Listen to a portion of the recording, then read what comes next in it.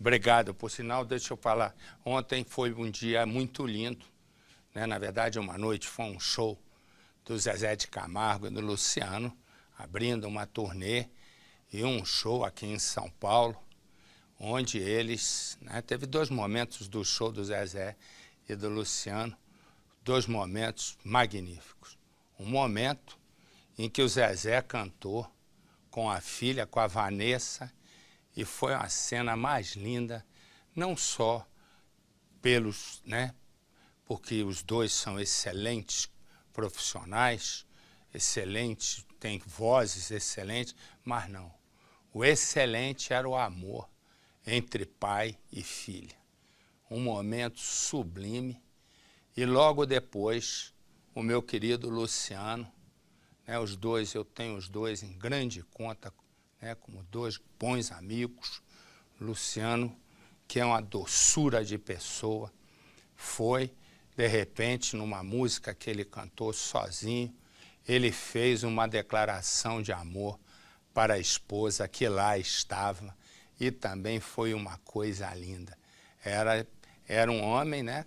Ele conhece a esposa em 2000, 15 anos de casado, praticamente, né? Todo esse tempo. Namorou, casou, e era uma paixão do Luciano falando da esposa.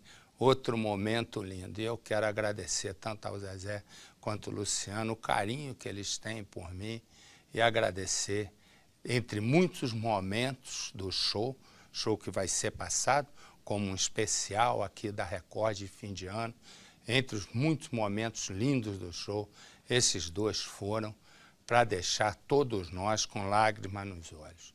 O amor do Zezé pela filha Vanessa, que por sinal cada vez está cantando melhor, e o amor da filha pelo pai, e depois o amor entre o Luciano e a esposa. Vale a pena, né? Vale a pena. Se o especial já valia a pena ver, esses dois momentos são momentos de vida e de troca de um amor absolutamente sincero e incondicional. Foi lindo, pode acreditar. Ei, bichão, quanto tempo eu te conheço, hein? Faz tempo que eu não te via. Ó, 21 anos atrás, mais ou menos, não, vou dar mais, 12, 13, 14, 15, 21, uns 23, 25 anos atrás, aquele ali botava pra quebrar no Rio de Janeiro. Isaías do Borel. Para você ter uma ideia, ele era um dos cabeças do Comando Vermelho, junto com Carlinhos Gordo, com Escadinha e com um monte lá que eu posso ficar aqui 10 horas falando. Ele estava preso em Bangu, ficou preso 21 anos, né? Naquela época quem mandava no Comando Vermelho, o chefe máximo, era o Marechal. Olha a turma que eu conheço, vou te contar uma história. Por bem, Isaías, o Morro do Borel, para quem não mora no Rio de Janeiro, fica na Zona Norte, na Tijuca, encostado, no bairro da Usina, perto do Alto da Boa Vista, que é uma reserva linda de Mata Atlântica. Ali eu tomei muito tiro, dado por esse aí várias vezes que fazia reportagem, por sorte não pegou nenhum. Eu ainda pensava que Isaías do Borel é uma lenda no crime do Rio, tivesse preso, não. Fui saber agora que em 2012 ele saiu numa condicional, né, uma liberdade condicional, mas ficou 21 anos numa tranca, 21 anos preso. Qual é a novidade? A novidade é que ele voltou para o crime, voltou para o tráfico de drogas, e agora, aos 52 anos, ele cai de novo na cadeia. Foi preso esse fim de semana, ele com mais 4, os 5 trocaram tiros com a polícia. Põe a imagem dele aí, tá magrinho ainda, ó. Era magrinho, chegou a ficar bem doente ele na cadeia. Depois se recuperou. Na época, lá na cadeia, todo mundo achava que ele ia cantar para subir, ia morrer. Mas conseguiu escapar agora, mais uma vez puxou uma cana de... Não é fácil não, uma cadeia de ponta de 21 anos. Saiu, voltou pro crime, pro tráfico e caiu de novo. Tá com 52? Se não fugir, vai ficar, segurar, vai comemorar 60 anos na cadeia. Põe no Cidade. A prisão aconteceu no reduto do traficante, o Morro do Borel. Isaías da Costa Rodrigues, de 52 anos, estava com 4 comparsas, entre eles um menor de idade. O Isaías ele exercia efetivamente uma função dentro do tráfico de drogas. Ele era o líder do tráfico de drogas na região. Tanto ele quanto o Severino, conhecido como Severo, eles tinham uma função de destaque dentro do tráfico de drogas na região. A quadrilha de Isaías tentou escapar de um cerco feito por agentes da UPP, a Unidade de Polícia Pacificadora. Houve um intenso confronto na localidade conhecida como Praça da Bíblia.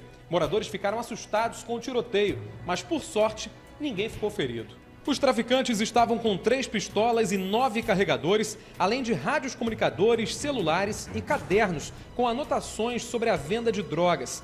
Na delegacia, o advogado de Isaías do Borel negou um novo envolvimento dele com o crime. Ele foi preso sem nada, não tinha problema nenhum com ele. Como eu, anteriormente já tinha vindo à delegacia, fui eu que acompanhei, ele foi sarqueado e foi liberado. Ele estava em condicional, estava em São Luís do Maranhão. Hoje ele está indultado. Então é só isso. Isaías saiu da cadeia em 2012. Na época deu uma entrevista prometendo não voltar ao tráfico de drogas. Fiz coisa errada no passado? Fiz. Paguei 22 anos. Agora não tenho nada mais errado. Estou aqui para ver minha família, meus filhos, para ver umas coisas minhas. Agora quero ver minha vida. Ele foi condenado a mais de 40 anos de prisão por tráfico e homicídio. Cumpriu 21 anos da pena, 5 deles em penitenciárias federais. Em 2010, foi transferido para o presídio de Porto Velho, em Rondônia, após denúncias de que teria ordenado com outros detentos uma série de ataques na cidade do Rio de Janeiro. Os atos seriam uma represália à implantação das UPPs. Há 3 anos, Isaías foi solto em liberdade condicional, saiu da cadeia e voltou a viver no Morro do Borel. Agora, preso mais uma vez, deve ser encaminhado novamente a uma unidade federal. Eu vou dizer uma coisa, estou na outra câmera. Eu vou dizer uma coisa. Pensa, eu me lembrei agora vendo Isaías do Borel, quando, pouco antes de sair da cadeia, também, numa liberdade condicional, José Carlos dos Reis Ensino Escadinha me disse o seguinte, vou sair, ele pegou um semi-aberto, tinha que trabalhar, ia para a rua de dia e dormia de noite na cadeia. Ele não topou, porque ele disse, pô, vão me pegar. Quando ele saiu de lá, também ele saiu, você imagina, também segurou 18 anos de cadeia em Bangu, fora o resto. Também mais ou menos esse tempo ele ficou na cadeia. Aí nós estávamos conversando e o Escadinha me disse, pô, Marcelo, vou sair daqui, vou ficar com a vida tranquila.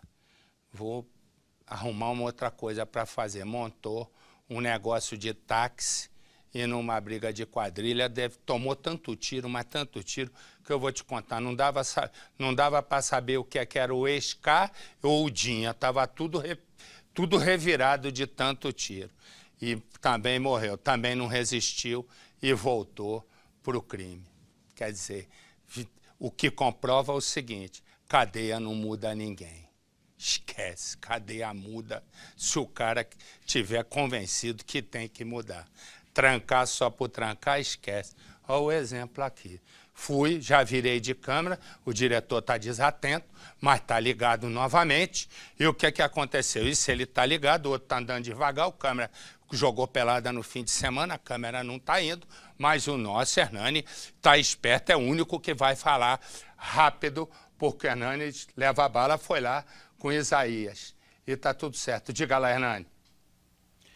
Olha, Marcelo, o setor de inteligência da Polícia Civil está investigando o real motivo do Isaías ter tomado frente novamente do tráfico de drogas no Morro do Borel. O que acontece? Existe a informação de que desde 2012, quando ele deixou a prisão, ele vinha cobrando um arrendamento aos comparsas que estavam na comunidade. Só que, recentemente, esses bandidos já não queriam mais fazer o pagamento. Por isso, Isaías voltou a agir diretamente no Morro do Borel, Marcelo.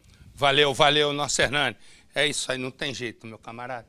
Saiu, vai pra lá, a mesma coisa fez o Escadinha. Valeu, meu garoto. Não, só para pode trocar lá, botar lá. Não, pode botar a moça aí. O que acontece eu vou explicar, para quem entenda. Eu fui entrevistar o Escadinha, pouco antes dele sair da cadeia.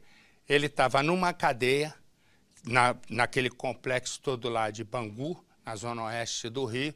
Quando ele veio falar comigo, ele tinha um cordão de ouro, naquela altura ele já estava segurando uns 18 anos de cadeia, mais ou menos. Um cordão de ouro que era mais grosso que o meu dedo. Olha que o meu dedo é grosso, grande. Com negócio de ouro, eu ainda perguntei para ele se é de ouro. Ele disse é. Eu digo, então tira, meu camarada, porque o juiz vai olhar e vai perguntar para você como é que você arrumou esse ouro. Vai caçar a tua condicional que está vindo aí. Também não, ele disse, não quero nem que toque nesse assunto de ouro. Eu disse, não, meu, se eu estou pedindo para você tirar exatamente para a nossa conversa ser tranquila. Mas não tem jeito. Se o cara é muito forte no local, algumas gerações vão passando, mas sempre tem alguém ligado a ele. É o caso do Isaías. Vamos ver o que é que vai dar. Pensa no seguinte, uma senhora, né, está carregando o filho de 6 meses no carro. De repente, 2 ladrões, numa correria, abordam a senhora e mandam ela descer do carro. A polícia persegue e prende os caras. Essa é uma coisa. Na outra, também uma moça, uma senhora, com a menininha de 7 meses. Dessa vez, o que acontece? Os assaltantes vêm na contramão. Um deles desce do carro armado e vai em direção a essa senhora. Já vai de arma em punho. Ela acelera. O bandido atira várias vezes e uma bala acerta a moça na cabeça. Ela, ferida, ainda conseguiu dirigir até um posto de combustível. A criancinha que estava atrás não foi atingida. A moça atingida pede socorro, os bandidos na correria e ela consegue sobreviver. São 2 histórias em uma. Põe no Cidade. Bárbara Alves, de 35 anos, dirigia o carro ao lado da mãe e com um filho de 6 meses no banco de trás, quando foi abordada por 2 assaltantes em Bom Sucesso. Os bandidos obrigaram as vítimas a descer do carro. Eles entraram no veículo e seguiram em direção a Benfica. Mas a polícia militar foi acionada e iniciou uma perseguição. Aqui na Avenida Suburbana, os bandidos largaram o carro e tentaram fugir. Um foi preso e o outro baleado. O bandido preso é Lucas Peçanha Barreto, de 19 anos. O comparsa dele, um menor de 17, foi baleado no joelho e está internado no Hospital Geral de Bom Sucesso. Os 2 são da comunidade Parada Angélica, em Duque de Caxias, na Baixada Fluminense. Gilmar é pai da motorista do carro roubado. Estava aliviado ao ver que a filha, a esposa e o neto saíram ilesos de mais um episódio de violência na cidade. Ela estava muito nervosa, o garoto botava na cabeça dela. E ela preocupada com o filho no banco de trás. Aí a minha esposa conseguiu retirar o bebê e ela saiu e foi embora. Está traumatizada, né? A perseguição policial numa das principais vias da zona norte da cidade assustou quem passava pelo local. Zona Sul de São Paulo. Local e data de mais um crime cruel. Ela estava apavorada, sangrava. A vítima não estava sozinha. Ela estava com uma criança de 7 meses no carro. Posso morrer, mas pelo menos a minha filha eu vou tentar salvar. Mãe e filha estavam nesse carro. O veículo para num posto de combustíveis. A motorista sai e chama a atenção dos frentistas. Ela está ensanguentada. No banco traseiro do carro, a filha, um bebê de 7 meses. Em poucos minutos, a polícia chega. São vários agentes e o posto fica lotado. Mesmo ferida, a mulher fala ao celular. Ela pede ajuda à família. Os funcionários tentam aliviar a tensão e protegem a criança. Veja que eles pegam o bebê no colo e andam pelo posto. Enquanto o socorro e os parentes não chegam, a mulher amarra uma blusa na cabeça para estancar o sangue. E a mulher é encaminhada a esse hospital da região. Ela ficou 24 horas em observação e teve a bala retirada da cabeça ainda no pronto-socorro. No dia seguinte, concordou em conversar com exclusividade com o Domingo Espetacular. Ana Paula Soares, de 34 anos, nos recebe com a filhinha no colo. Parece que mãe e filha estão ainda mais unidas. 24 horas internada, né? Como é que você está nesse momento? Eu tô ótima, assim, visto o estado que ficou meu carro, a situação de perigo que eu fui exposta, posso te dizer que hoje eu estou ótima, assim, sem nenhuma sequela. Ana é casada e trabalha numa empresa com tecnologia da informação. Ela reconhece que teve uma reação a princípio inconsequente, mas acredita que a fuga salvou a vida dela e da filha. Se eu tivesse que fazer, eu faria tudo de novo. No dia do crime, Ana Paula seguia por essa rua em direção à Marginal Pinheiros, uma via expressa importante de São Paulo. Mas no meio do caminho, encontrou um carro na contramão. Aí eu vi um carro vindo na minha direção. Como ele é um carro bastante antigo, eu falei, acho que está quebrado, porque ele veio em uma velocidade bem baixa. Na sua direção? Na minha direção. Eu falei, deve estar quebrado. Então, o que eu fiz? Eu desviei para a faixa contrária, para dar passagem para ele entrar, para ele para a faixa que eu estava, e eu persegui meu caminho. E aí ele apontou a arma pra Aí você? eles pararam e já desceu um cara com uma arma. Foi aí que eu me liguei que era um assalto. A mulher ficou apavorada, porque a filhinha dela, de 7 meses, estava no banco de trás. Aí, então, ela não parou. Ao contrário, acelerou. Um dos assaltantes fez vários disparos. Mesmo atingida, a mulher seguiu em frente. Seguiu aqui pela Marginal, só foi parar ali, a uns 400 metros, naquele posto de gasolina. Ainda era madrugada e Ana Paula buscava ajuda. Eu perguntava pro frentista, eu tô bem? Como é que tá o meu estado? Ele me olhava assustado. Eu falei, gente, acho que eu tô morrendo.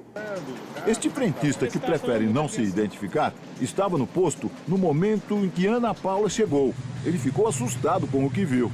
Ela tava com a cabeça cheia de sangue, a bala alojou aqui na cabeça dela. O estrago no vidro do carro foi grande. A membrana que escurece os vidros segurou os estilhaços e impediu que eles caíssem sobre a bebê. Os próprios policiais, o pessoal do hospital falou, olha, pode comemorar o seu segundo aniversário porque você nasceu de novo. Falaram que a bala pegou, tinha isso filme, pegou ainda na parte do cinto, que deu uma amortecida. E lá no pronto-socorro falou que o meu cabelo também, estava com o cabelo preso, ajudou a bala não ir tão fundo. Sorte, claro, mas a fuga foi um reflexo do instinto de mãe que queria proteger a filha. Em um momento eu perdi a consciência, não desmaiei nem nada. E como eu senti o projétil na minha cabeça. Mas não quis saber. Aí eu falei, eu vou desmaiar a qualquer momento, então eu preciso deixar o meu carro num lugar seguro, ou ir até um hospital. Sim, você foi eu preciso tocar. Não olhei para trás para ver se estavam me seguindo ou não. Mas Ana Paula não tem esperanças no sucesso das investigações. E ela tem motivo para isso. Há 10 anos, o irmão dela morreu num crime parecido. Em 2005, eu perdi meu irmão da mesma forma. Só que ele não reagiu, ele entregou o carro, ele saiu do carro, deram uns tiros no peito dele e ele morreu, sem reação.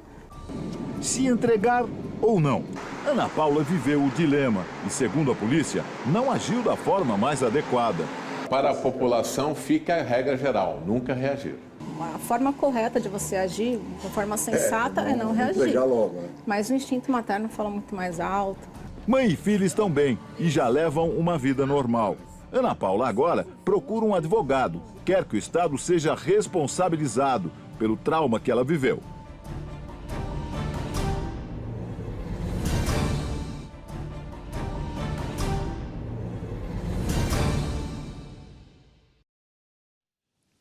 Um casal, eles se amam, exatamente isso. Eles se amam, mas vivem brigando. Priscila e Hernan, que era conhecido como Cabelo. Priscila e Hernan têm um filho que agora está entre duas mulheres, as avós. As duas brigam agora para ficar com o filho do casal. A da esquerda, a de blusa branca, é a mãe de Priscila. A outra senhora, claro, é a mãe de Cabelo. Mas por que elas estão brigando nesse momento? Pela criança. um menino de 9 anos. Elas estão brigando porque o casal teve um desentendimento. E os dois agora, um deles está preso e o outro morreu. E mesmo assim, nem isso fez com que a família acalmasse. Por quê? Eu volto já já. Já eu vou pro caso aqui de Priscila com cabelo, porque agora, antes deixa eu ir o seguinte. Esses dois namoram. Márcio, né? Márcio, depois de 6 meses de namoro, vai viver com Lúcia. Quando ele chega em casa, ele estava lá jogando videogame. E ele jogava videogame enquanto, né, esperava a mulher do trabalho. Peraí. Cadê madame? Boa. Tudo bem, Lenisa? Ótimo. Tá contente? Tá feliz? Eu preferia ter nascido Percival. Não queira não, meu amor. É triste. Não. É isso. Ninguém é doido, né? Ninguém é doido, né? De querer nascer Percival. Certo? Vai pensar que Lenisa é bobo. Mas aí nossa Lenisa foi lá e ele estava jogando videogame, esperando a esposa chegar do trabalho. A casa foi invadida por 2 homens. E o Márcio foi sequestrado e torturado. A informação é de que uma sobrinha da mulher dele tinha espalhado no bairro um boato de que havia sido violentada por Márcio. É isso, Lenisa? Tô certo até aí? E os bandidos, né, foram lá e levaram o rapaz para um julgamento no Tribunal do Crime, ver se é possível. Tá certo até aí? E nada foi comprovado do tal abuso. Vê se é possível isso. Conta para nós, Lenisa. Esse é o imóvel onde o Márcio e a Lúcia viveram. No dia do crime, inclusive, ele tinha terminado a pintura da casa. No batente da porta do único quarto ficou, inclusive, o escrito do time do coração e permanece até hoje esse escrito, a pintura que ele terminou aqui do lado de fora também continua intacta. O imóvel agora está completamente vazio. Este foi o local que Márcio dos Santos, de 35 anos, viveu pouco tempo uma espécie de sonho. Depois de 6 anos de muitas idas e vindas de um relacionamento com a mulher Lúcia Sanches e um filho que Márcio teria assumido como dele. Os dois brigavam muito e Lúcia seria uma mulher possessiva, ríspida. Ela era uma pessoa explosiva, sem educação, falava só gritando. Eu presenciei ela gritando com ele várias vezes aqui. E Márcio, um mecânico de refrigeração, que trabalhava para sustentar a família e os outros 3 filhos do primeiro casamento, que não moravam com ele. Bom, educado, fino, trabalhador, correto, bom pai. Pelo menos essa é a impressão que Dona Ceci, a dona do imóvel, teve de cada um dos 2 que ela conheceu e alugou a casa para eles. Mais do que isso, para ela, Márcio foi vítima de uma emboscada. A senhora acha que foi uma emboscada? Acho, eu tenho certeza. Pena que fizeram um mal por uma pessoa tão boa. No dia do crime, o Márcio estava dentro de casa. Eram por volta de 8 horas da noite. Ele tinha saído, ido ao bar que fica bem aqui em frente, comprado uma cerveja e voltou. Inclusive, essa latinha foi encontrada depois intacta. Não deu tempo nem ao menos do Márcio tomar essa cerveja. Criminosos invadiram a casa. Márcio não teve tempo de resistir. Esses bandidos já pegaram Márcio à força, arrastaram ele por todo esse espaço aqui, esse espaço que ficam algumas outras casas vizinhas. O Márcio foi levado até a rua. E lá, do outro lado, ele foi colocado dentro de um carro de cor preta, de acordo com testemunhas. O espancamento que ele teria sido vítima já teria sido começado aqui mesmo na rua. E depois de quase 3 dias, o corpo dele foi encontrado. O casal vivia na Zona Leste e o corpo do mecânico foi encontrado em Ferraz de Vasconcelos, na Grande São Paulo, a cerca de 8 quilômetros de distância da casa dele. Seriam 2 os criminosos que teriam levado o mecânico. Até hoje, esses bandidos não teriam sido identificados. Meu sofrimento é esse.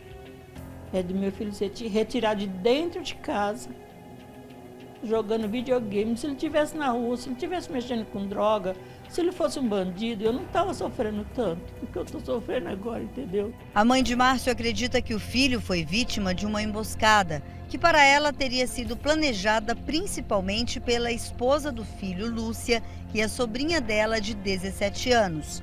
Elas teriam espalhado no bairro o boato de que Márcio teria abusado da sobrinha. A menina saiu espalhando. Espalhou o quê? Que ele tinha estuprado ela. Porque ele não quis aceitar ficar com ela. Elas que contrataram os caras para entrar lá para matar meu filho. Entendeu? A polícia mandou chamar Lúcia e a sobrinha para serem ouvidas. A esposa negou qualquer ligação com a morte de Márcio e consta na investigação como testemunha. Já a sobrinha de Lúcia não soube explicar por que não tinha registrado na polícia o suposto estupro. A Lúcia e o Márcio passaram 2 anos separados. Neste período, Márcio morou com a mãe. E a Lúcia começou a insistir muito para que eles reatassem o relacionamento, até que ela conseguiu. Só que uma das exigências da Lúcia é que o casal fosse morar no bairro onde estava a família dela, que fica distante daqui. Só que quando a Lúcia conseguiu convencer o Márcio de se mudar cerca de 2 meses e meio antes do crime, a mãe do Márcio chamou ele para uma conversa. Disse para o filho que não queria que ele fosse para distante dela. Era o coração de mãe que já estava dizendo para a senhora que algo poderia acontecer? Sim, é coração de mãe. Não tem explicação? Não tem explicação. Meu coração naquela hora palpitou. E as últimas palavras do filho numa carta de despedida. Está escrito assim: mãe, desculpa, mas tem coisas que eu tenho vergonha de falar para a senhora. Mas tudo bem, eu quero que a senhora saiba de uma coisa. Eu vou embora, mas meu coração vai ficar aqui. Te amo muito, assinado Márcio. Na rua onde o crime aconteceu, silêncio. Tanto o imóvel quanto as outras casas aqui vizinhas continuam vazias. Os vizinhos aqui ao lado foram embora e a dona do imóvel não conseguiu mais alugar nenhuma dessas casas depois do crime. É uma dor insuportável. Eu estou morta por dentro. Não há a menor dúvida. Não, imaginar um país, né, que a gente paga essa fortuna de imposto no mundo do século XXI, um país que o crime faz um tribunal para julgar as pessoas, quer dizer, é inacreditável que a gente possa imaginar isso. O cara estuprador, o rapaz não foi comprovado, mas os caras vão lá e matam e está tudo certo. Quer dizer, imaginar que com essa fortuna que a gente paga de imposto todo mês, a gente ainda tenha que se assujeitar a ver um país na barbárie, não é? Porque é barbárie, onde tem um tribunal onde o criminoso é o juiz, os outros criminosos são os jurados e os outros criminosos executam a sentença. Parece piada, mas é verdade. Como parece piada, a história desse moço. E é uma história impressionante. Nós mostramos aqui na sexta-feira um violento assalto, se tiver até põe aí, um violento assalto à agência bancária, onde dois bandidos foram mortos, uma pessoa que era cliente acabou morta também. O cliente é aquele moço ali. Esse é o assalto, correto? Corta aqui para mim, porque na hora que eu mostrei, o cliente é esse moço aqui. Olha a história de seu João. Seu João, ele entrou, ele está desempregado. Ele foi ao banco naquele dia receber a segunda parcela do seguro-desemprego. O carro dele tinha sido roubado, mas mesmo assim ele tem que pagar a prestação do financiamento. Se o carro é roubado, quem tinha que pagar a prestação do financiamento era o governo, né? Que ganha para não deixar a gente roubar o nosso carro. Então, mas ele ia lá direitinho pagar, tadinho. Ele está na fila do banco quando o banco ali foi invadido. Os assaltantes, o que fizeram?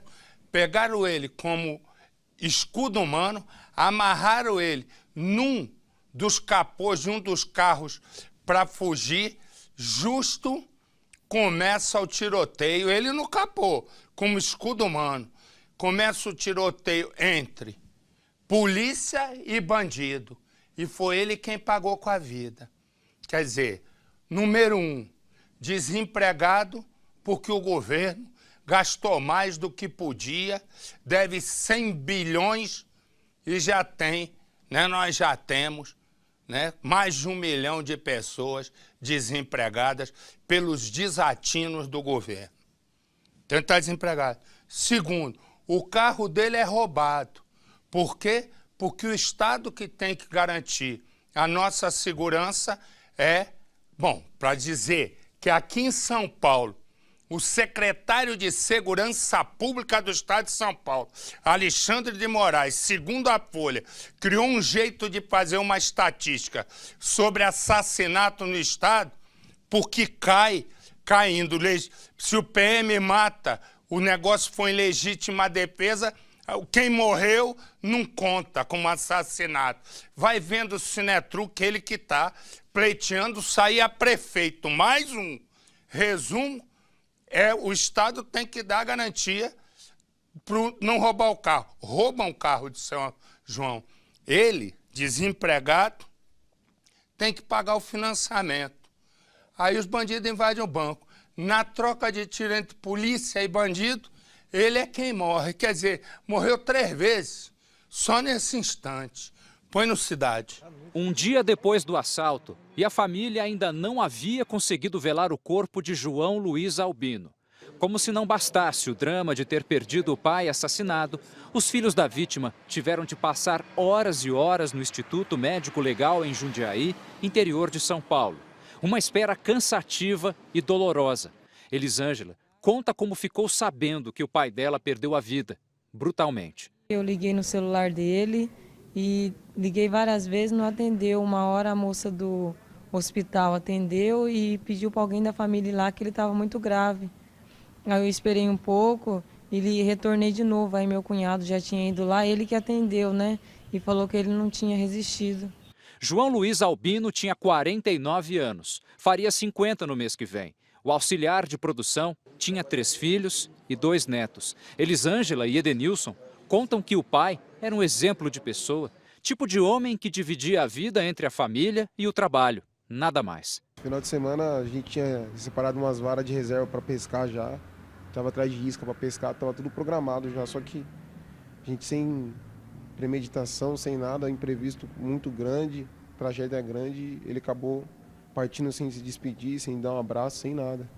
Nesta imagem, 2 pessoas aparecem amarradas sobre 2 carros. Segundo a polícia, João Luiz Albino é quem está sobre o veículo branco, que passa logo atrás. João Luiz foi um dos reféns do assalto a essa agência bancária em Itupeva, a 60 quilômetros de São Paulo. Os criminosos chegaram em 2 carros, cerca de 10 homens, e assim que desceram dos veículos, renderam quem estava próximo. Eles estavam fortemente armados e estouraram a porta do banco. Esta vítima foi segurada pelos cabelos. O alvo deles era o cofre, que tinha sido abastecido há pouco tempo. Por isso, eles carregavam dinamite, mas antes que explodissem o caixa forte, tiraram clientes e funcionários de dentro do local. Do lado de fora, começaram cenas de terror. Ele já chegou com a bomba também, já punhou a bomba, arrastou a gente tudo aqui para fora, mandou deitar no chão e colocou a bomba e falou, nós vai explodir isso aqui, mas se chegar uma viatura, nós vamos matar todos vocês aqui. Assim que a polícia chegou, os reféns foram usados como escudos humanos O barulho era assustador.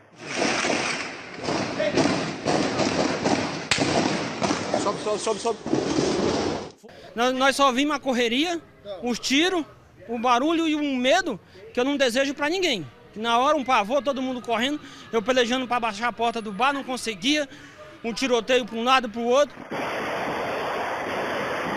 A crueldade dos assaltantes não tinha fim. Renato conta que por pouco não foi amarrado em um dos carros dos bandidos. Jogaram eu no chão, eu caí, bati o braço, aí falaram deita no chão, aí depois cataram eu, que arrastaram como refém, né, para pôr no carro, aí largou eu e pegou outro rapaz. O homem escolhido no lugar de Renato foi João Albino. Seu João Albino só veio aqui nesta agência bancária porque era dia de pagar algumas contas, entre elas a prestação do carro dele, que inclusive havia sido furtado. Como estava sem trabalho, precisava sacar o seguro-desemprego. Foi nessa hora que ele foi surpreendido pelos assaltantes.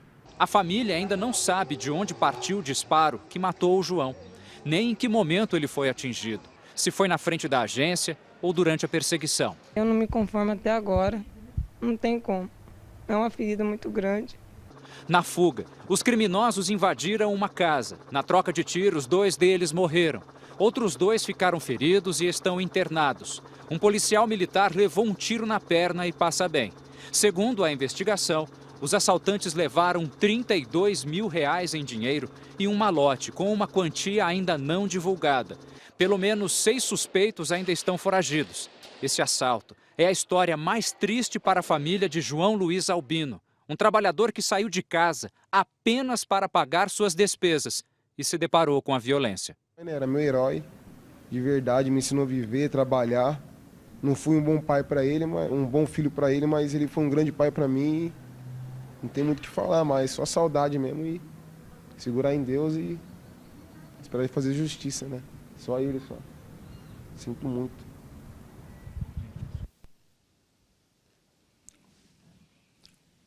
Esse é o Brasil, né? Eu preciso falar desempregado, tendo que pagar o carro que roubaram, quem tinha que ser responsável é o Estado, ainda ficar refém no meio de um tiroteio entre polícia e bandido.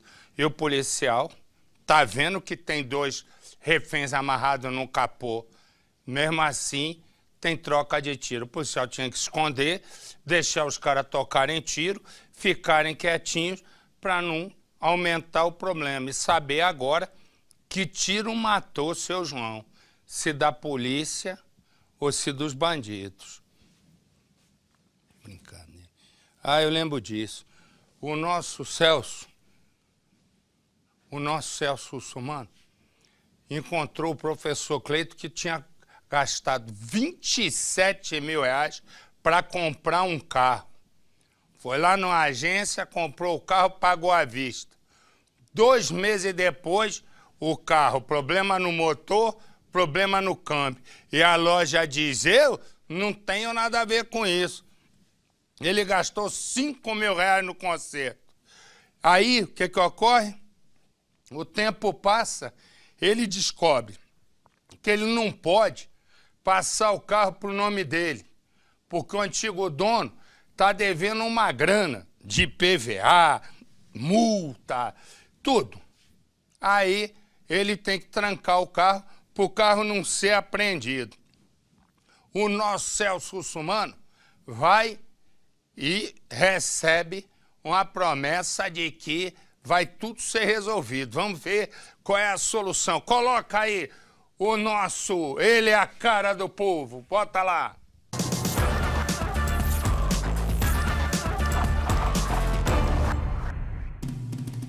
Oi, Marcelo, tudo bem?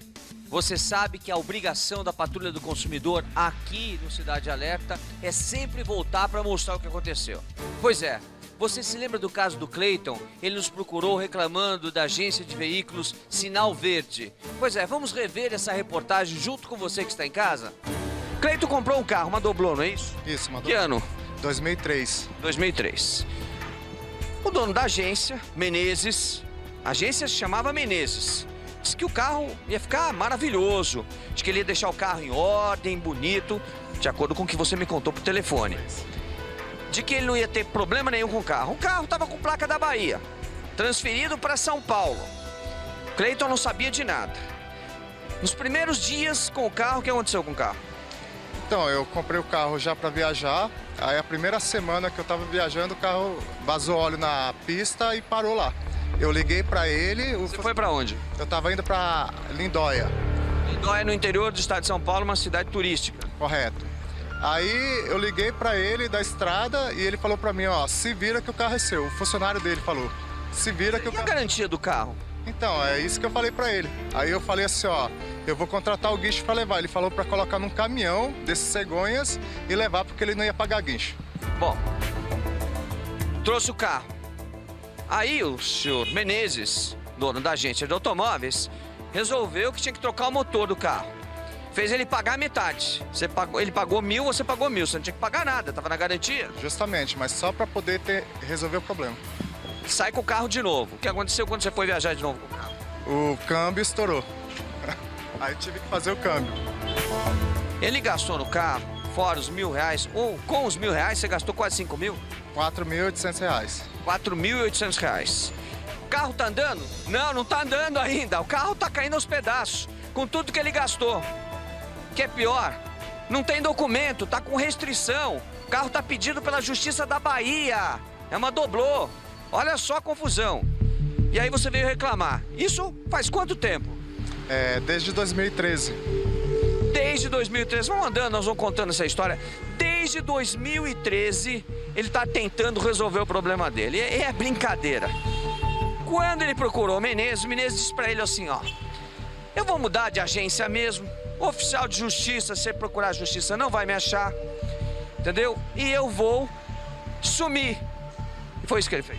Foi isso, ele falou que ia mudar. E aí ele falou assim, ó, você pode colocar na justiça porque eu vou sair daqui mesmo e você nunca vai me achar. É aqui que ele fica? Correto. Quem é o Menezes? É um deles que está aqui na porta? Faz favor, o Menezes, pra mim. Você trabalha aqui? O Menezes. Ele não tá. Ele não tá? Preciso falar com ele. Quem que toma conta aqui quando ele não tá?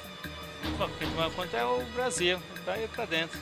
Chama ele pra gente. Você é daqui da agência ou não? Não é? Ele também não é da agência? Não, desculpa então, viu? Fica à vontade. Vamos lá, dá licença. Vamos entrar. Por aqui, ó. Vamos passar por aqui. Passar por aqui. Tá meio apertado aqui. Bom, carro tem bastante aqui. Não trocou teu carro? É má vontade, né? Muita má vontade. Nunca. Você, desde então, você tá aí com esse negócio. Sabe por que ele tá aqui com a gente? Porque os alunos dele... Você dá aula pro 2º grau? Do ensino médio. Meus alunos mandaram a carta. Ensino médio. Aí os alunos mandaram a carta aqui pra gente resolver o problema. Foi. Se não fosse... Ficaram com dó de você. Foi. Eu contei a história e eles falaram, professor, a gente vai mandar a carta pra lá. Aí eu tô... Mandaram a carta pra Record. Vamos ver. Oi, tudo bem? Quem é você? Meu nome é Brasil. Ô, Brasil, como vai? Somos atrás do Rodrigo Menezes. Não está aqui. E como é que a gente faz pra falar com ele? Seria sobre o quê? Vou te explicar. Que é o seguinte. O Menezes vendeu para o Cleiton uma doblô. Além da doblô ter todos os problemas mecânicos possíveis, a doblô está com uma restrição na Bahia. Além de ele não conseguir transferir o documento, o carro está com uma restrição para ser apreendido. Tá aqui, olha, esse é o carro, é um doblô, ele está na casa de um amigo dele. Começou a história quando vendeu o carro, uma semana depois quebrou na estrada, ele teve que trazer o carro de volta.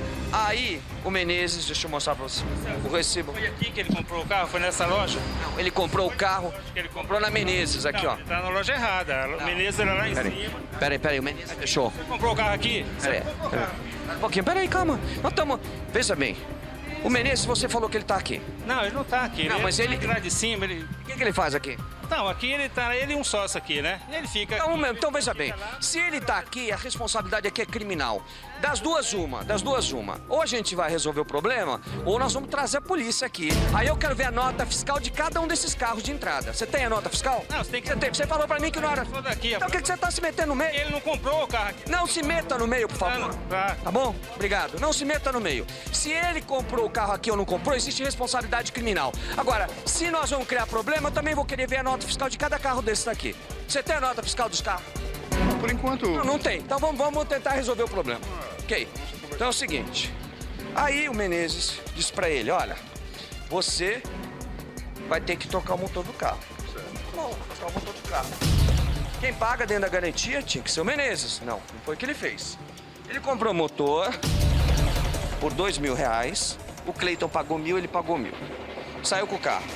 O motor não durou um mês, estourou o câmbio. O câmbio estourou. Não durou um mês, estourou. Correto, o câmbio. Bom, aí ele mandou arrumar o câmbio. Foi gastando. Pra ter uma ideia... Combustível. Pra ter uma ideia, ele gastou quase 5 mil, R$4.800. R$4.800. E aí procurava o Rodrigo, o Menezes, para resolver o problema. Quantas vezes você foi atrás do...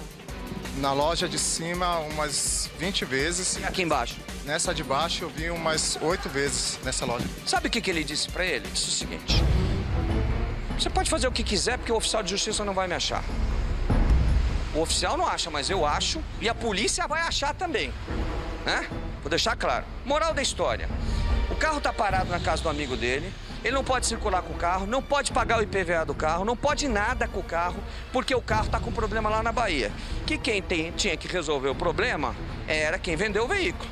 Ou então pegar o dinheiro, devolver o dinheiro para ele, ou trocar e dar outro carro. Você aceita outro carro? Dependendo do carro, eu aceito. Agora, que não pode... Quantos anos você está nessa brincadeira com o Rodrigo? Desde o mês 1 de 2013. Desde o mês 1 de 2013? Correto. Olha só a situação. Agora... eu não sei qual que é a relação dele com vocês aqui, qual que é a sociedade. O problema todo é o seguinte: a responsabilidade apurada aqui é criminal, não é da empresa. Né? É criminal. Aqui, a minha esposa veio buscar o documento aqui e ele falou que era para ir retirar com o advogado dele. E veio aqui, nessa loja. Pode chamar o advogado que ele quiser, que ele vai para a delegacia, ele vai. Isso é estelionato puro. Isso nem caracteriza estelionato, isso é estelionato puro. O cara vendeu um carro que tá com restrição, não transferiu o documento, o carro cheio de problema e ele não resolveu os problemas do veículo, isso não tem outro nome. 3 anos, né? Para poder resolver o problema não deu tempo em 3 anos. Certo. Agora precisa resolver. Como é que nós fazemos para resolver? Eu sei que você tá pegando o bonde agora, mas o Rodrigo tá aqui, né? De qualquer forma, a gente tá aqui para resolver. Infelizmente, nesse exato momento hoje, eu não consigo falar com ele, tá? Mas você falar para mim, não, amanhã tá hora, eu tô aqui, a gente vai sentar e resolver, com certeza. Isso que eu queria. Ele não tá nem te cobrando aqui os 5 mil que ele gastou, tá todas as notas aqui. Pega as notas para mim, por favor. Ó. Tem todas as notas de compra de peça, tudo em mãos aqui. Ele não está nem cobrando isso daqui, que dá 5 mil. Ele quer o valor do veículo, não precisa nem ser corrigido. Porque ele está afim de resolver o problema, já não aguenta mais. Ele pagou 27 mil no carro? 27 mil. 27 mil, devolve o carro, manda trazer o carro para cá, vocês ficam com o carro está parado há quanto tempo? 3 anos. 3 anos, se ele circular com o carro vai ser apreendido na rua. Ele não pode circular, ele não tem documento do carro. O carro tá em nome de quem? Tem esse documento aí. Deixa eu ver aqui. Tá aqui, na tua mão. É esse aqui, né? Ó, tá em nome de Carlos Antônio Barbosa. Seria o proprietário anterior, né? Deve ser o proprietário anterior.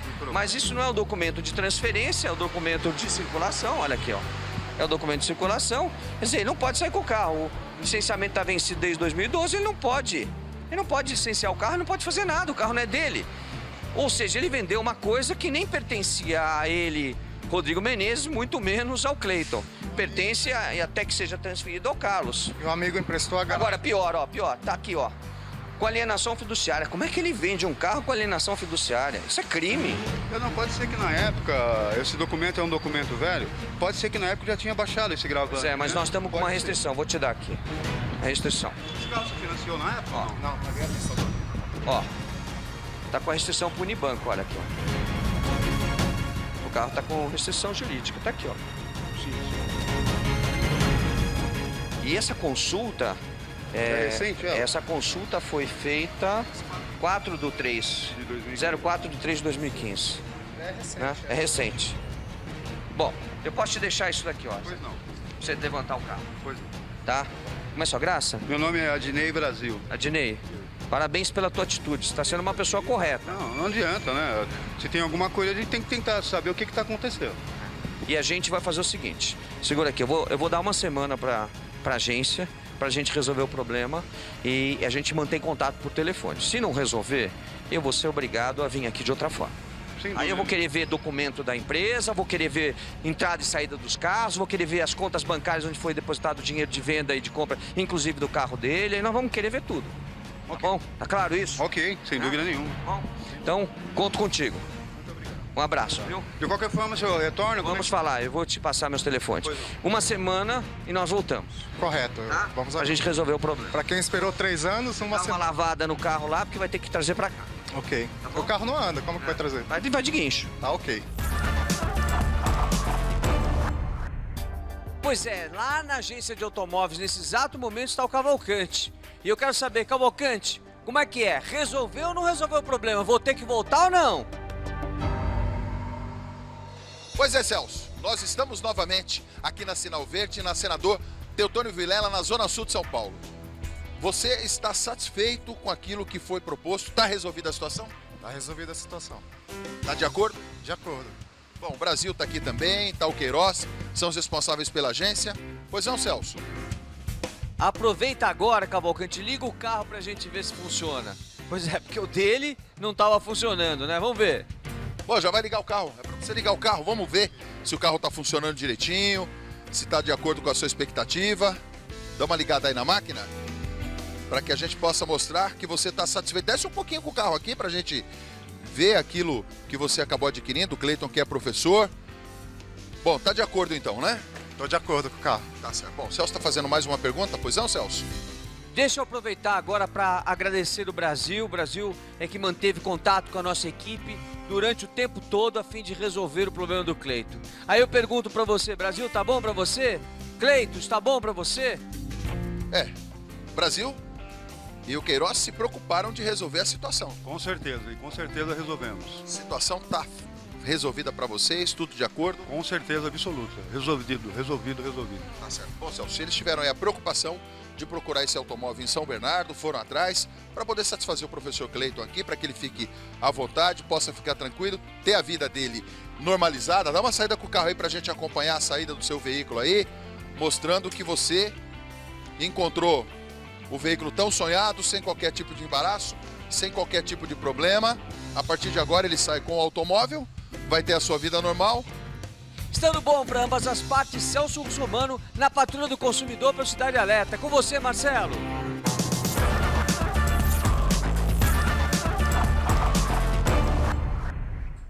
Valeu, Celso. Mais um caso resolvido. Eu vou te pedir para você vir aqui ver se você consegue resolver para mim o pé do Percival, que não para de mexer, fazendo nheco-nheco. É uma solução. Ele é a cara do povo e resolveu mais uma. Me dá os presos. Vamos, meu filho, não atrapalhe. O que você está vendo são 7 pessoas de uma quadrilha que em 2 anos ganhou 60 milhões de reais. 60 milhões de reais. Eles traziam autopeças, conseguiam autopeças da China e vendia no mercado como se fosse de grandes marcas brasileiras. Agora a quadrilha caiu graças a uma investigação longa da Associação Brasileira de Combate à Pirataria e Falsificação, comandada pelo advogado Fernando Ramazzini, pelo filho dele, Rodolfo Ramazzini, que botaram para quebrar. E imagina, vendiam esses aí gato por lebre. Imagina você compra um freio, na hora de apertar o freio, põe no Cidade. Mauro Januário sempre foi conhecido como um grande empresário do ramo de peças do Paraná. Hoje ele foi preso junto com a esposa, Valdirene Marini Januário. Eles são apontados como líderes da maior quadrilha de falsificação de peças automotivas do Brasil. O casal comandava tudo deste barracão em Maringá. Estas fotos exclusivas mostram as caixas encontradas dentro do barracão pelos policiais do NURSE e do COP. São peças chinesas que eram vendidas como grandes marcas brasileiras. Durante a operação, batizada como marca registrada, foram presos, além do casal, outras 5 pessoas da família e vendedores. Segundo a polícia, todos sabiam que trabalhavam com peças falsificadas. Assim que as peças de origem duvidosa chegavam da China no porto de Sepetiba, no Rio de Janeiro, eram trazidas direto aqui para Maringá. onde a quadrilha finalizava a falsificação. Eles colocavam as peças em caixas, como esta, que simulam aí grandes marcas. Para tentar dar mais autenticidade ainda, grifavam o nome das marcas nas peças. E quem quisesse comprar esses produtos, não tinha uma loja, um comércio normal não. Tinha que entrar no site, fazer um cadastro, para daí então eles entrarem em contato. E só com esse tipo de fraude, o grupo movimentou 60 milhões de reais em 2 anos. Um para-brisa falsificado num acidente pode estilhaçar, um rolamento falsificado, se trincar, pode levar o carro a capotar, uma vela falsificada pode deixar você no meio de uma rodovia, num lugareiro, uma noite, ou seja, é um perigo muito grande. Os 7 presos vão responder pelos crimes de associação criminosa, falsidade ideológica, fraude no comércio e lavagem de dinheiro. Mauro Januário, inclusive, já tinha passagens na Polícia Civil por corromper agentes públicos. Desta vez, ele disse que tudo não passou de um engano. Pegou alguém fazendo alguma coisa lá? Alguém grifando, alguém marcando? Não pegou ninguém fazendo isso. Isso eu vou provar nos autos no futuro. Pode acreditar. Polícia! Polícia! Polícia! Morri do coração. Quase nesse momento eu vou para o ambulatório. Porque eu tomei um susto. É uma quadrilha de ladrões de casas, mansões. Resumo. A polícia invadiu, sabia onde ele estava. Ô, Januário, tá tudo certo? Tá forte, hein, Januário? Põe no cidade. Polícia! Polícia! Polícia! A busca era por bandidos perigosos. Eles fazem parte de uma quadrilha que invadia residências em zonas rurais. Durante a operação, os agentes apreenderam revólveres, pistolas e espingardas. Muita munição, carregadores, rádios comunicadores e material roubado das vítimas, como aparelhos de TV, celulares, tablets e bolsas. Uma carteira de comissário de polícia foram encontrados. Os assaltantes se passavam por policiais para facilitar a entrada nas casas. Um menor de 17 anos foi apreendido e Diego Rodrigues, de 23, foi preso. Eles participavam ativamente dos assaltos, que aconteciam em Viamão e em cidades do litoral. A quadrilha agia de forma planejada e aterrorizante. Violência era a ordem em todas as ações. Através da tortura psicológica e física, os criminosos rendiam as vítimas facilmente. E por isso chegavam a cometer 2 ou 3 crimes em uma mesma noite e em cidades diferentes. Numa dessas madrugadas agitadas, o grupo perseguiu e alvejou uma viatura oficial de São José do Norte. Depois foi a Tavares, onde invadiu um prostíbulo, fez cerca de 10 vítimas. E por fim, para fechar a onda de invasões, a quadrilha usou um carro que tinha acabado de roubar de uma prostituta para invadir uma fazenda em Palmares, onde morava um casal de idosos. Foram pelo menos 20 residências assaltadas neste ano pela gangue, que também era envolvida com o tráfico de drogas. O líder seria o irmão de Diego, Juliano Rodrigues, de 26 anos, tem mandado de prisão preventiva e está foragido. Além de planejar os assaltos, ele estimulava a violência. Deixa eu dizer o seguinte.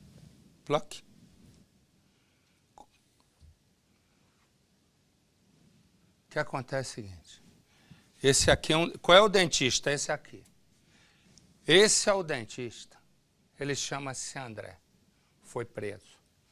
Segundo a denúncia, ele violentou 6 mulheres e tentou violentar uma outra. Ficou 7 meses preso. 7. E nos 7 meses preso, ele passou, pode imaginar o que é cadeia. Só quem já ficou é que sabe. Como eu já fiquei, eu sei o que é uma cadeia. O que ocorre? 7 meses. Acusado, com dedo no nariz, sacudido, veio o exame de DNA. Ele tinha sido preso por engano. Ele não tinha nada a ver com isso. E ficou preso 7 meses. Já no outro caso aqui, o médico aqui, Esse é o que nós chamamos verdadeiro. Por quê? Porque um sujeito pegou o nome completo dele, CRM, e passou, e era um falso médico que se passava por ele. Aí, o que ele fez? O médico de verdade, que é esse, descobriu a farsa quando o falso médico ligou para o hospital onde ele trabalha e pediu uma ambulância. E o cara passou o nome e o número do CRM dele. O povo reparou e disse, espera aí, o doutor Bruno está aqui? E assim se descobriu. Esse, um dentista, não tinha nada a ver com isso. 7 meses na cadeia. Pior, o retrato falado do estuprador nem parecido com ele era. E aqui, o médico Bruno Tenório, que por pouco não se mete numa enrascada, porque um outro usava todos os dados dele e se passava por médico. Põe no Cidade. Era neste hospital público de Glória de Goitá, a 70 quilômetros do Recife, que o falso doutor Bruno fazia plantões. Enganou bem. Ele enganou bem a gente. Todo mundo achava que era um médico. Todo mundo achava que era médico. Ele atendia bem os pacientes? Atendia bem, passava a medicação correta. Procedimentos de risco ele fazia também? Fazia todos os procedimentos. Para trabalhar, o homem que também atendia em cidades próximas usava nome e registro profissional deste outro médico, Bruno Tenório da Silva. A farsa só foi descoberta depois de uma grande coincidência. O falso Dr. Bruno atendia um paciente aqui quando precisou da ajuda do SAMU de um município vizinho. Quem atendeu o telefone foi justamente o verdadeiro Dr. Bruno Tenório. Sem que o falsário percebesse, o verdadeiro Bruno foi até o local. O encontro foi flagrado por câmeras de segurança. Chegou a entrar em contato comigo, pessoalmente, só que no encaminhamento dele não era meu encaminhamento, era o meu nome completo com outro CRM. Enquanto eu fui na direção para confirmar se realmente esse CRM era válido, se era dele, se ele já tinha se formado, se realmente era, ele evadiu do hospital. Fugiu? Fugiu. Deixou o paciente lá em estado grave. O caso foi levado à polícia. Já várias vezes ele veio dar plantão aqui com o mesmo nome, Dr. Bruno Silva, só que nenhuma delas foi conferido o CRM para ver se era verdadeiro ou não, ou nenhuma vez foi pedido documentação. E nesses plantões que ele teve, já teve denúncias, inclusive aqui dentro da delegacia já tem boletins de ocorrência abertos contra ele, por negligência, por óbito de outros pacientes. Desde que foi descoberto, o falso médico sumiu, deixando a população da pequena cidade preocupada. Ser atendido por ele nunca foi? Não, nunca foi. Uma contagem angustiante. 210 dias atrás das grades, jurando inocência.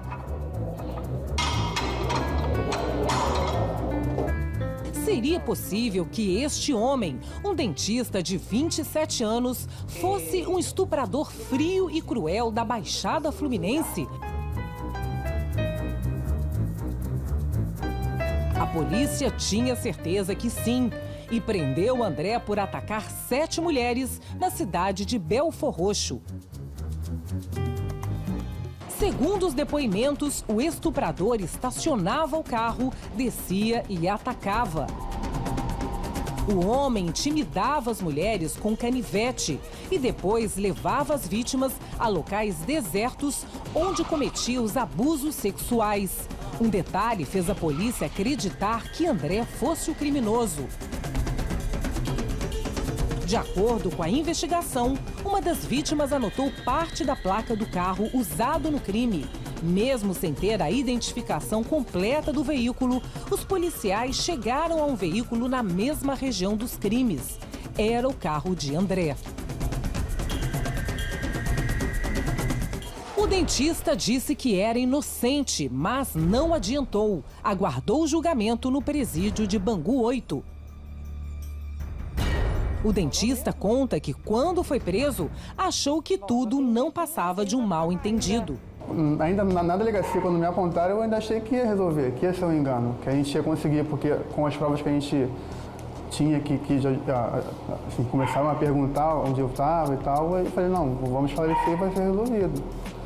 só que não se resolveu. Ele lembra bem do momento em que foi acusado. Me colocaram lá de frente para aquele banner e vários jornalistas e todo mundo dando entrevista dizendo que eu tinha cometido aqueles crimes. Aquilo foi a hora que eu vi que assim, caiu a ficha, eu vi, pô, o negócio está complicado mesmo. Vai ser um negócio bem difícil. A prisão deixou os parentes desesperados. Foi muito ruim mesmo, muito ruim. Muito ruim, porque eu cheguei a empurrar um dos policiais, assim, não foi num reflexo mesmo, sabe? Eu falei, não foi ele, não é possível. Como normalmente acontece com acusados de estupro, André ficou isolado numa cela. Foram 40 dias de sofrimento.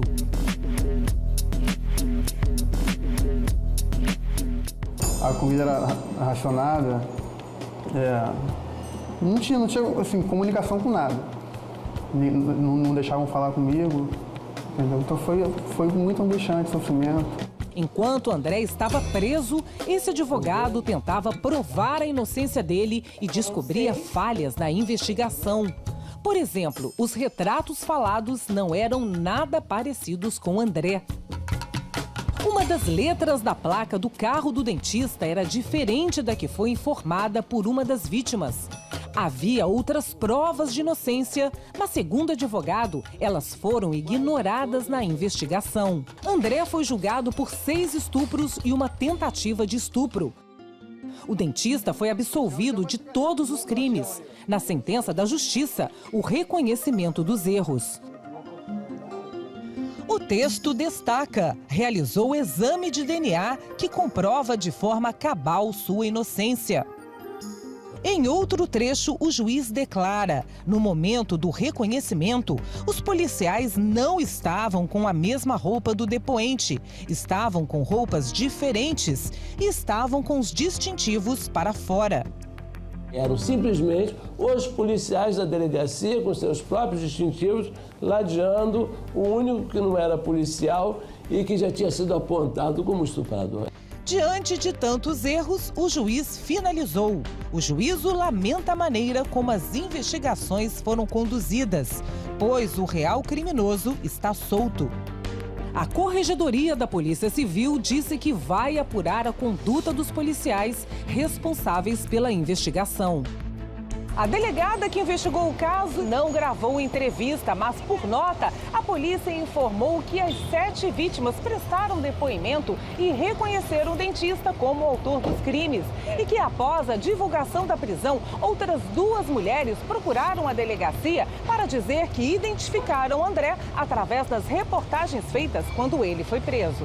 Antes de ser preso, o dentista morava com os pais e as 2 irmãs. André trabalhava em 3 clínicas aqui mesmo na Baixada Fluminense. Desde que saiu da prisão, ele vive com a noiva e os pais dela nesta casa. André já conseguiu um novo emprego como dentista e tenta recomeçar a vida. Isso aí. O pai da namorada dele foi um dos principais aliados. Desde o início, Wilson lutou para provar a inocência de André. Conseguiu vídeos e apresentou álibis. A situação da gente poder ajudar o André não era que era o André, na verdade, ou que ele fosse o namorado da minha filha. A gente ficou indignado, foi com a forma que o ser humano estava sendo tratado, como as coisas estavam sendo conduzidas. Também os sogros são bons porque o genro é bom também. A injustiça ameaçou também os sonhos de André e Thalita. Bem na época da prisão, eles se preparavam para casar. Eu achei que não ia ser feliz mais. Eu estava, desacreditada. Eu estava sem força mais. E daí começaram a vir os exames de DNA, os resultados. A libertação de André e o reconhecimento dos erros não surpreenderam a família. Aqui, ninguém duvidava da inocência dele. Nós não tivemos vergonha de levantar a cabeça, andar e falar com as pessoas, porque tínhamos a certeza quem é o nosso filho, a educação que ele recebeu, a parte moral que ele possui. André decidiu processar o Estado pela injustiça, mas nos últimos tempos ele tem se dedicado aos planos de uma nova vida.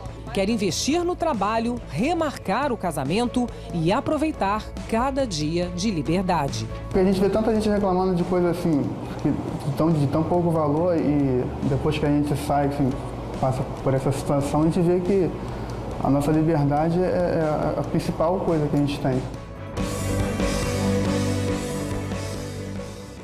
Agora imagina o seguinte, se não houver essa coincidência do médico, falso médico, que pegou o registro desse aqui, ligar para o hospital em que ele trabalhava e as pessoas desconfiaram, diziam, como?